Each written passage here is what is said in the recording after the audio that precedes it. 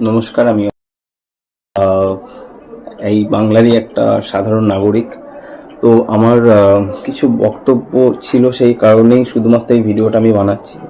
Just এই মুহূর্তে আমি এখনো পর্যন্ত নিউজে দেখছি, যেটা মনে হচ্ছে আমরা ঠিক ওই 90s থেকে এখন 2024 মানে এই সময় পর্যন্ত যেসব মুভিগুলো আমরা দেখে এসেছি, এরকম অনেক মুভিতে আমরা এই ধরনের ঘটনা দেখেছি যে মানুষ প্রতিবাদ করতে গেলে যখন যে পাওয়ার থাকে সেই তখন তাদেরকে বাধা দেয়।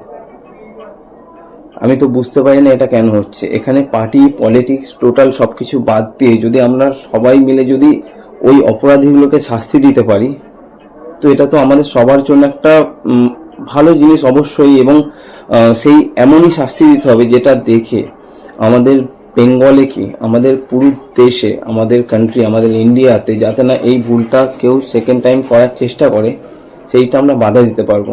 তো সেই জন্যই আমাদের সবাইকে একসঙ্গে লড়াই করা দরকার আছে। যেখানে আমি আগেও বলছি, আই রিপিট, আমি কোনো পার্টি পলিটিক্স নিয়ে বলছি না, আমি কোনো পার্টি পলিটিক্স করি না, একটা সাধারণ নাগরিক। যেখানে আমি সেদিন অফিস যাচ্ছিলাম, যেদিন হাওড়ায় ভোটের ফলাফল হয়েছিল, সেদিনকে আমি অফিস বেরিয়েছিলাম।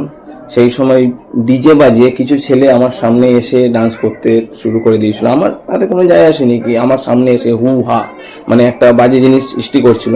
সেই সব মানুষগুলো যেদিনকে আমি 14ই আগস্ট রাত্রে বেরিয়েছিলাম এবং রাত্রি 2টোর সময়, 15ই আগস্ট রাত্রি 2টোর সময় যখন আমি ফিরছিলাম, সেই সব মানুষগুলো দেখছিলাম বসে অত রাত্রিবেলা বসে চা সিগারেট খাচ্ছে। জায়গার নাম বলছি না, ওই জায়গার উপর দিয়ে আমি পাস করছিলাম। তো সেখানে যখন আমি ফেরার সময় মানুষগুলোকে দেখলাম, আমি ভাবছিলাম শুধু যে একটা মানুষ ভোটে জিতেছে, এত হই হট্টগোল করছে। আরে আপনার বাড়িতে যদি এরকম হতো, আপনার মা বোনের সঙ্গে যদি এরকম হতো, আপনারা কি ওইভাবেই বসে থাকতেন? এটা উত্তর দিন। আর সেকেন্ডলি, এটা তো আমাদের একটা মেয়ের সঙ্গে, মানে ভাবুন তো, যদি আমাদের মাথা ফেটে যেত ছোটবেলায়, বা এখনো যদি মাথা ফেটে যায়, সেই জায়গাটা যদি সেলাই করতে লাগে, বা সেলাই করে ডক্টররা, অবশ করে কোনো মেডিসিন বা ইঞ্জেকশন দিয়ে অবশ করে, বা কোনো অপারেশন করতে গেলে, বড় অপারেশন থাকলে সেখানে সেই মানুষটাকে অজ্ঞান করে দিয়ে অপারেশন করা হয়। সেখানে ভাবুন তো, ওই জলজান্ত প্রাণটাকে ওইভাবে মেরেছে একটা, মানে আমরা মাংসের দোকানে মুরগির মাংস যখন কিনতে যাই না, মুরগিটাকে যখন গলা কাটে বা অবশ করে দেয়, সেটা যাতে না দেখতে হয়, আমরা পিছন ঘুরে দাঁড়িয়ে যাই। তারপর মাংসটা কেটে পরিষ্কার করে দিলে আমরা সেই মাংসটা কিনে এনে বাড়িতে খাই, আমরা সবাই খাই।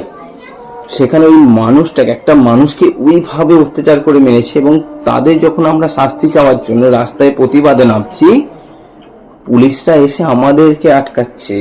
এখনো পর্যন্ত নিউজে সেটাই হচ্ছে, পুলিশরা এসে সাধারণ মানুষদেরকে আটকাচ্ছে। আরে বাবা, তোদের ঘরেতে কোনো মা বোন কেউ নেই? পুলিশ প্রশাসন যদি এইভাবে মানুষের পাশে না দাঁড়িয়ে মানুষকে অত্যাচার করে গাড়িতে তুলে দেয়, তাহলে কিছু বলার নেই। আর আমাদের তো মনে হয় যারা এই অপরাধমূলক কাজটা করেছে তাদের শাস্তি দেওয়ার জন্য কোনো কোর্ট না, হ্যাঁ কোর্ট অবশ্যই একটা ডিসিশন নিক।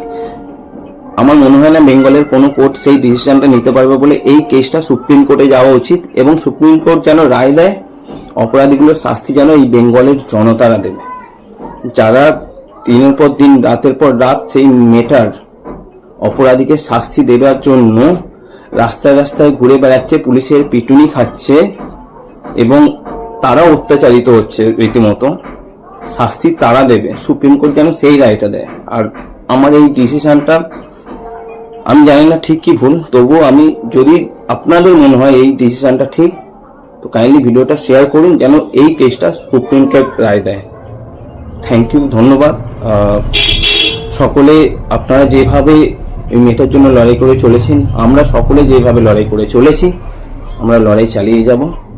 ধন্যবাদ সকলকে।